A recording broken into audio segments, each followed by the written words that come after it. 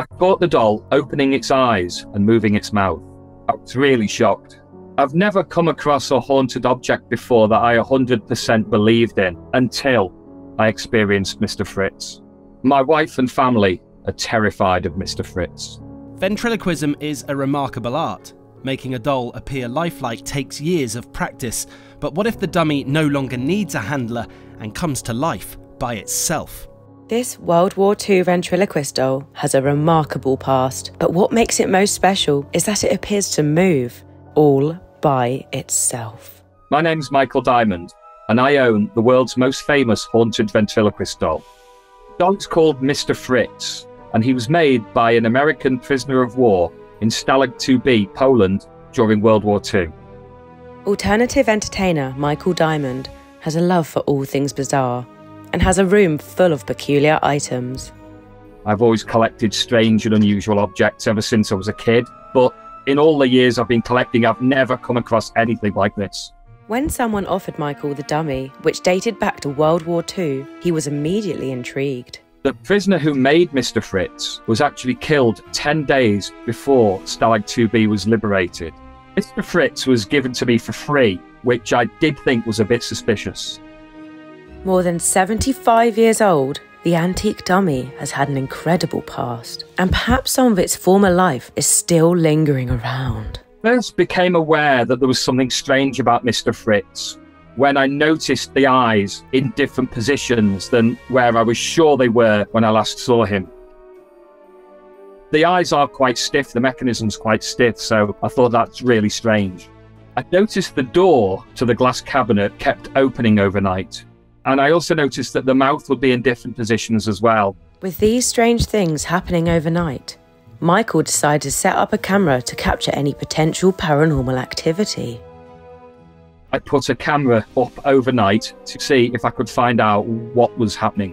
When I first saw the camera footage, it felt like going over the first dip of a roller coaster. I got that feeling in my stomach that really came up. I was in shock. I didn't notice the orbs at first. It was only when I watched the footage back a couple of times that I really noticed them moving around. The footage is just completely out of this world. Now convinced the ventriloquist doll is haunted, Michael has a theory on what might be making the dummy move on its own. I've never come across a haunted object before that I 100% believed in until I experienced Mr. Fritz. I think the soldier who made Mr. Fritz put so much energy into him, some of that energy still remains inside Mr. Fritz. My wife and family are terrified of Mr. Fritz.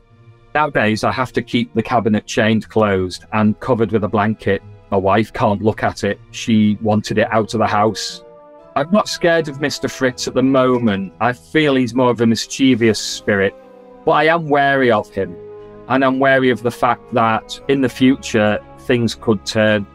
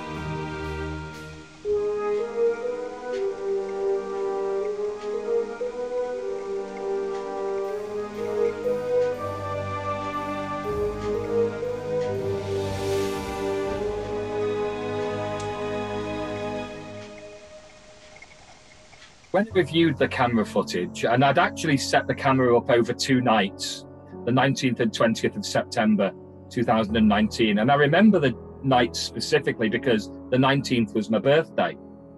So I put it up over 2 nights. When I reviewed the footage the day after, nothing really happened. I had to skip through a lot of the footage. But it was around about 3 o'clock in the morning on the first night, and about just after 3 o'clock in the morning, about 20 past on the second night, I did notice things started to move. The door to the cabinet just swung open on its own. And then I noticed the eyes were moving. And on the second night, around about the same time again, the eyes moved before the door even opened. The door seemed to open then, it opened partway and then it opened further, and the mouth moved as well. And again, the mechanism, it is quite stiff. It's an old thing. So when I saw that, my heart really skipped a beat. I didn't notice the orbs at first. It was only when I watched the footage back a couple of times that I really noticed them moving around just before the activity happened. And I'd always thought, again, I've always been very skeptical. I always thought that orbs were just dust or insects or something. But it was just really bizarre that these orbs started to move around the cabinet and then the activity started. I do have a theory as to why Mr. Fritz is so active. I think that it's some sort of residual energy in the head. I think the guy who made Mr. Fritz in such terrible conditions as they were, he put so much of himself into it, so much energy, so much effort into not just getting the bits together, but forming it and then giving it a personality, giving it a life, bringing it to life and entertaining people and, you know, making them, even if it's just for a second, forget where they were, take them out of themselves, really raise the morale. It was said that even some of the guards in the camp found Mr. Fritz amusing. So I think it's some sort of residual energy in there. I don't feel it's evil or malevolent at all. I'm very wary of him. And I think he's got a mischievous side to him. But I don't feel any evil towards him. But then I've looked after him. I feel like a bit of an attachment to him. I feel like I've given him a home. Apparently, before the dealer I got it off purchased it, he changed hands quite. But I feel I've given him somewhere permanent to stay, and I respect him as well. I don't feel any evil from it. You know, if somebody did disrespect him or did anything nasty to him or, you know, said anything negative, I don't know. But as far as I'm concerned, you know, I just feel this mischievous spirit from it.